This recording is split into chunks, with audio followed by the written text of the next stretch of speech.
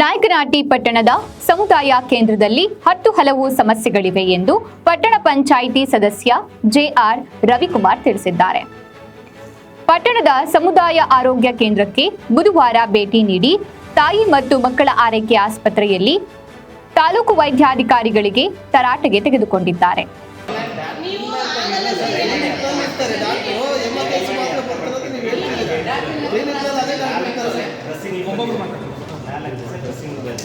ಇನ್ನೊಂದು ದಿವಸ ರಾತ್ರಿ 10:30 ಬರ್ತಾರೆ.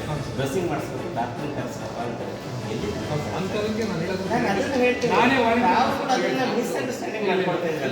ನಿಮ್ಗೆ ಹೇಳ್ತೀನಿ, ಲಾಸ್ಟ್ ಟೈಮ್ ಒಂದು ತಿಂಗಳ ಕೆಳಗೆ ನಾನು ನಿಮ್ಗೆ ಫೋನ್ ಮಾಡಿದೆ ಸರ್, ಯಾವುದೋ ಒಂದು ಕಂಪ್ನಿಯವರು ಅಥವಾ ಯಾರೋ NGO ಅವರು ಒಂದು ಇದು ಕೊಡ್ತಾರೆ, ಒಂದು ಲೆಕ್ಕ ಕೊಡಿ ಸರ್ ಅಂದರೆ ನೀವು ಅದಕ್ಕೆ ಹೋಗ್ತೀವಿ.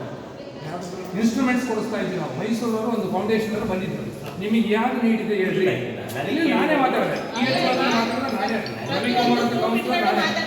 ನೀವು ಹೇಳಿದ್ರಿ ನೀವು ನಮಗೆ ಫಸ್ಟ್ ಲೆಟರ್ ಕೊಡ್ರಿ ಅಂತಂದ್ರೆ ನಿಮಗೆ ಏನು ನೀಡಿದೆ ಹೇಳಿ ಸರ್, ಅದನ್ನೇ ಇಕ್ವಿಪ್ಮೆಂಟ್ಸ್ ಏನು ಬೇಕು ಎಲ್ಲ ಕೊಡ್ತೀವಿ ಅಂತ ಹೇಳಿದ್ರು.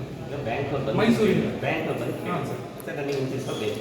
ಇಲ್ಲ ಸರ್, ನೀವು ಲಿಸ್ಟ್ ಕೊಡ್ರಿ, ಆ ಲಿಸ್ಟಲ್ಲಿ ಅದು ಇದೆಯಾ ನೋಡ್ತೀವಿ, ಆಮೇಲೆ ನೀವು ಬೇಕಾದನ್ನ ಕೊಡಿಸ್ತೀವಿ ಅಂತ ನಾನೇ ಮಾತಾಡ್ತೀನಿ. ಪೂರ್ತಿ ಹೇಳಿ ಸರ್, ಹಂಗಿದ್ರೆ ತಪ್ಪು ಕೊಡ್ತೀವಿ, ನಮ್ಮ ಹತ್ರ ಇಂಥ ಇನ್ಸ್ಟ್ರೂಮೆಂಟ್ಸ್ ಇರಲ್ಲ, ನಾವು ಅದು ಲಭ್ಯತೆ ನಿಮಗೆ ಕೊಡ್ತೀನಿ ಅಂತ ಹೇಳಿ ಅವ್ರಿಗೆ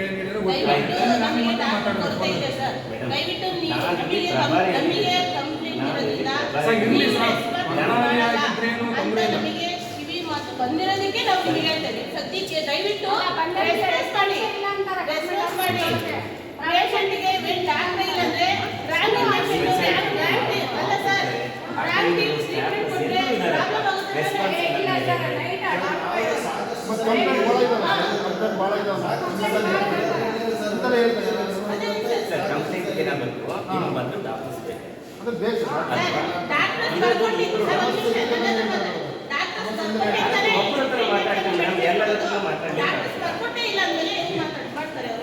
ತಾಯಿಗಾಗಲಿ ಮಗುವಿಗಾಗಲಿ ಒಂದು ಒಳ್ಳೆಯ ಮಾತ್ರೆ ಇಲ್ಲ. ಆಸ್ಪತ್ರೆಯ ಸುತ್ತಲೂ ಸ್ವಚ್ಛತೆ ಇಲ್ಲ. ಸಮುದಾಯ ಕೇಂದ್ರದಲ್ಲಿ 2 ಡೀಸೆಲ್ ಜನರೇಟರ್ ಇದ್ದು ಸುಮಾರು 15 ರಿಂದ 20 ಲಕ್ಷ ಬೆಲೆ ಬಾಳುತ್ತವೆ. ಆದರೆ ಸರಿಯಾದ ನಿರ್ವಹಣೆ ಮಾಡದೆ 1 ವರ್ಷದಿಂದ ಡೀಸೆಲ್ ಕೂಡ ಹಾಕಿಸದೇ ಇರುವ ಕಾರಣದಿಂದ ಚಾಲನೆ ಕೂಡ ಆಗುತ್ತಿಲ್ಲ ಎಂದು ಪ್ರಶ್ನಿಸಿದ್ದಾರೆ. ನಂತರ ಪಟ್ಟಣ ಪಂಚಾಯಿತಿ ಅಧ್ಯಕ್ಷ ಮಂಜುಳಾ ಶ್ರೀಕಾಂತ್ ಮಾತನಾಡಿದರು. ಈ ಕುರಿತಂತೆ ಹಲವು ಬಾರಿ ಜಿಲ್ಲಾ ವೈದ್ಯಾಧಿಕಾರಿಗಳಿಗೆ ಮನವಿ ಮಾಡಿಕೊಂಡ್ರು, ಇತ್ತ ಕಡೆ ತಿರುಗಿ ಸಹ ನೋಡಿಲ್ಲ. ಆದ್ದರಿಂದ ಜಿಲ್ಲಾಧಿಕಾರಿಗಳು ಮೊಳಕಾಲ್ಮೂರು ಶಾಸಕರಾದ NY ಗೋಪಾಲಕೃಷ್ಣ ಅವರು, ಆರೋಗ್ಯ ಸಚಿವರಾದ ದಿನೇಶ್ ಗುಂಡೂರಾವ್ ನಮ್ಮ ಮನವಿಯನ್ನ ಆಲಿಸಿ ಇಲ್ಲಿನ ಸಮಸ್ಯೆಗಳಿಗೆ ಕಡಿವಾಣ ಹಾಕಬೇಕೆಂದು ಬೇಡಿಕೊಂಡಿದ್ದಾರೆ.